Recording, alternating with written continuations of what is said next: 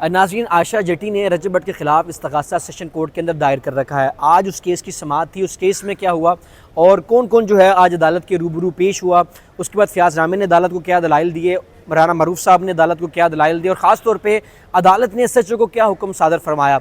और जैसे आपको पता है कि कराची के अंदर एक इंसिडेंट हुआ था जिसमें रजब भट्ट को तशद्दुद का निशाना बनाया गया था, क्या वही उसी तर्ज का इंसिडेंट लाहौर में होने वाला था? तमाम तफ़सीलात जो हैं आपको आज के व्लॉग में मिलेंगी। आपको बता देते हैं तकरीबन 7:45 बजे या 8 बजे के करीब जो है रजब भट्ट, फ़याज़ रामे साहब और फ़याज़ रामे की टीम, राना मरूफ साहब, तमाम जो लोग हैं वो आज अदालत पहुँचे। लेकिन जब अदालत के रूबरू पेश होना था तो फ़याज़ रामे साहब अपनी लीगल टीम के साथ, जो आयशा जट्टी हैं वो भी वहाँ पर मौजूद थे और बाकी लोग जो हैं वो वहाँ पर मौजूद थे। लेकिन फ़याज़ रामे के जो मुलज़िम हैं, जो आयशा जट्टी के मुलज़िम हैं, यानी कि रजब भट्ट और बाकी जो मुलज़िमान हैं, जवाद है और सलमान हैदर है, जहांगीर है, अब उसके बाद मान डोगर है, ये तमाम मुलज़िमान जो हैं ये भी आज अदालत के रूबरू पेश हुए। अगर रजब भट्ट की बात करें तो रजब भट्ट अदालत के रूबरू पेश नहीं हुए। तो उनको बताया गया कि जी रजब भट्ट कहाँ है, अदालत ने पूछा तो बताया गया कि वो नीचे हैं, वो क्यों ऊपर नहीं आ रहे। तो उसके बाद अदालत ने SHO को हुक्म सादर फरमाया कि जाएँ उसको ऊपर लेकर आएँ। रजब भट्ट को ऊपर लेके आया गया तो अदालत ने उसे पूछा, जी हाँ भाई कौन हो तुम? तो उसने बताया कि सर मैं रजब भट्ट हूँ। उसके बाद अदालत ने कहा कि जी आप इल्ज़ाम क्या है, मेरे पे फ़लाँ FIR है। तो ये सारा मामला जो है अदालत के रूबरू हुआ और अदालत ने जो चलान की कॉपियाँ हैं वो तकसीम कर दी हैं और इसके अलावा जो तमाम मुलज़िमान हैं उनको हदायत जारी की है कि वो मुचलके भी जमा करवाएँ।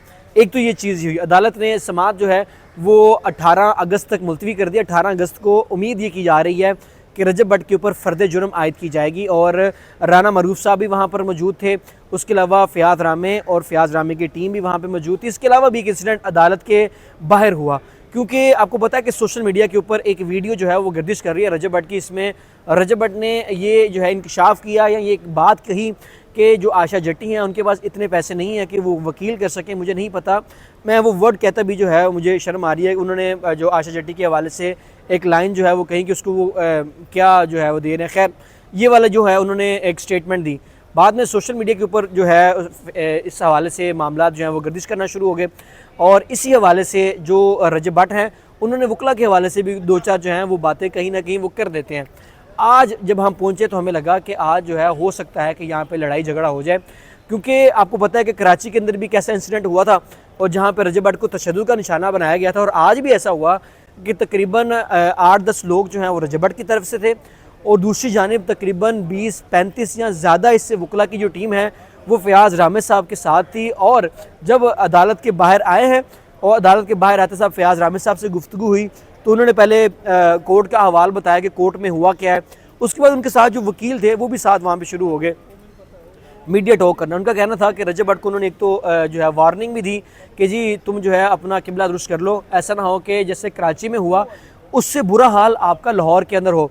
क्योंकि फ़याज़ रामे साहब से जब इस हवाले से गुफ्तगू की उन्होंने कहा कि मैंने वकला के जो हमारे भाई हैं उनको बड़ा मुनज़्ज़म रखा और कोशिश की कि जिस तरह कराची में इंसिडेंट हुआ है इस तरह ना हो, क्योंकि ये बड़े हसास नौइयत के मामलात होते हैं जब आप किसी वकील भाई को सोशल मीडिया के ऊपर जो है वो तनकीद का निशाना बनाते हैं और इस तरह की तनकीद का निशाना बनाते हैं जो कि समझ से बालातर है।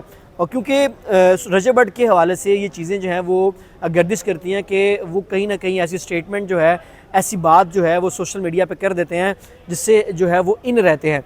और आज भी इस तरह हुआ। मियाँ बिलाल साहब जो हैं, आपको पता है कि जब ये लड़ाई शुरू हुई थी तो मियाँ बिलाल साहब के दरमियान और रजब भट्ट के दरमियान ये सारे मामला थे। और अब जो सोशल मीडिया पे कुछ वीडियोस चल रही हैं इसमें मियाँ बिलाल साहब की और दूसरी जानिब रजब भट्ट की सुलह हो गई है। और आज भी सुनने में ये आया कि ज़राए के मुताबिक वो उनके चैम्बर में मौजूद थे मियाँ बिलाल साहब के, जब वो ऊपर नहीं आ रहे थे, ऊपर आए तो मियाँ बिलाल साहब भी उनके जो है उनके साथ ऊपर आए। मान डोगर था, सलमान हैदर था, उसके बाद जहांगीर था, जवाद है, तमाम लोग जो हैं वो आज अदालत के रूबरू पेश हुए। तमाम मुलज़िमान ने अपनी हाज़िरी मुकम्मल करवाई। एडिशनल सेशन जज ज़फ़र जाब चदर साहब ने इस केस की समाअत की और मुलज़िमान के ख़िलाफ़ थाना, अगर बात करें थाना नवाब टाउन में मुलज़िमान के ख़िलाफ़ मुकदमा दर्ज है। ये सारा आज अहवाल हुआ। जब हम अदालत से बाहर आए तो अदालत से बाहर आते साथ भी जो है मामला ख़राब होते नज़र आए। तो यूँ समझ लें कि लड़ाई होते होते रह गई, क्योंकि दोनों तरफ जो वकला की टीमें हैं, वकला के भाई जो हैं वो एक दूसरे के सामने थे। एक दूसरे को उनसे कोई मतलब कि मामला नहीं है, लेकिन रजब भट्ट जो हैं वो कोई ना कोई ऐसे स्टेटमेंट वकीलों के ख़िलाफ़, वकीलों के हवाले से वो दे देते हैं जिससे जो वकला बरादरी है वो उसमें बड़ा गम गुस्सा भी इस हवाले से पाया जाता है कि ये जब भी आता है, जब भी सोशल मीडिया के ऊपर बात करता है, नहीं देखता कि मैंने क्या बात करनी है, सोशल मीडिया के ऊपर कोई ना कोई ऐसी बात कर देते हैं जिससे जो वकला बरादरी है वो जो है वो नाराज़ हो जाती है। आज भी जब बाहर आए तो वकला का इरादा यही था कि इसको आज फैंटी लगा के भेजना है रजब भट्ट को, लेकिन बाद में जो फयाज़ रामिद साहब हैं वो कोशिश कर रहे थे वकला को मुनज़्ज़म करने की, क्योंकि सारे वकील जो भाई हैं वो उनके साथ वहाँ पे मौजूद थे। उसके बाद जवाद जो हैं जो रजब भट्ट के बिनोई हैं वो फयाज़ रामिद साहब के पास आए, फिर बाद में सुलह सफाई हुई कि यार कोई बात नहीं, वो हो जाता है, उसने आपके बारे में नहीं ऐसी बात की, ये मामला सॉर्ट आउट होने चाहिए, यकीनन होने चाहिए, क्योंकि ये बड़ा ज़रूरी है। और सोशल मीडिया की अगर बात करें रजब भट्ट कहीं ना कहीं तनकीद का निशाना भी रहते हैं। अब सुलह हो चुकी है, अब ये देखना है कि फयाज़ रामे वाला जो मामला है वो कितना तूल पकड़ता है। अब 18 अगस्त को तमाम मुल्ज़िमान अदालत के रूबरू पेश होंगे और अदालत इन तमाम मुल्ज़िमान पे फ़र्द जुर्म आयद करेगी। फ़र्द जुर्म अगर आयद हो जाती है तो फिर जो है मामला मज़ीद लंबे चलेंगे, क्योंकि पहले जो है ये चीज़ें चल रही थी फयाज़ रामे के हवाले से भी कि जो रजब भट्ट हैं उन्होंने ये कहा कि जो सिर्फ वो FIR पढ़ते हैं और कोई भी दलाइल नहीं देते, हमारे जो वकील हैं वो तकरीबन एक घंटा दलाइल देते हैं। ये हकीकत बात है। जो राना मरूफ साहब हैं वो नो डाउट एक कैपेबल वकील हैं, मियां अली शफाक साहब भी कैपेबल वकील हैं। जब वो अदालत के रूबरू आते हैं तो वो तकरीबन आधे पौने घंटे के दलाइल नहीं होते उनके, होते तकरीबन घंटे, सवा घंटे, 1.5 घंटे के उनके दलाइल जो हैं वो होते हैं।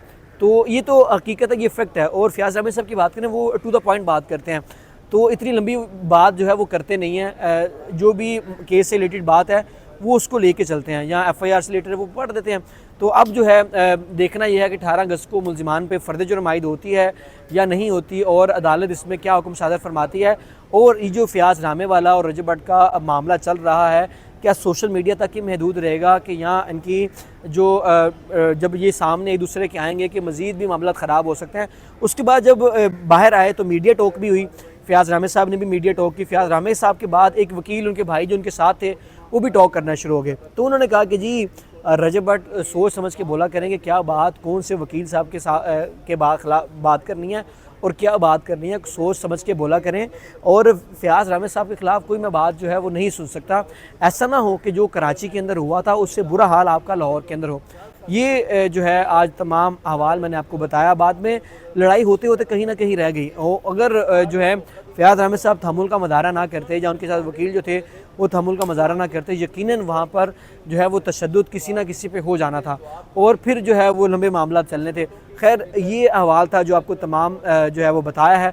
इस केस में अब क्या होता है, क्या पेशरफ्त होती है, फयाज़ रामे साहब का भी मौक़िफ़ जो है वो वीडियो मैंने अपलोड कर दिया है, वो भी आप सुने।